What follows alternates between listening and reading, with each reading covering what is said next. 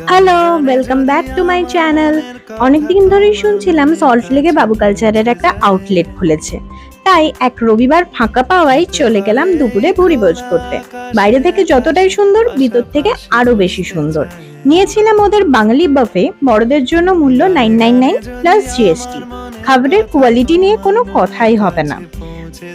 পনির, chicken kebab, veg chop, fish batter fry, luchi, আলুর দম, স্টার্টারের পেট পুরো একদম ভর্তি। তারপরেই নিয়েছিলাম ভাত, পমফ্রেটের ঝাল, মাছটা পুরো ফ্রেশ।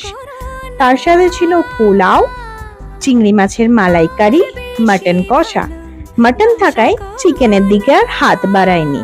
শেষ পাতে ছিল চাটনি, পাঁপড়, মিষ্টি, একটা হালুয়া, মুগ ডালের হালুয়া, লুচির পায়েস, একটা নতুন আইটেম, আইসক্রিম আর পান।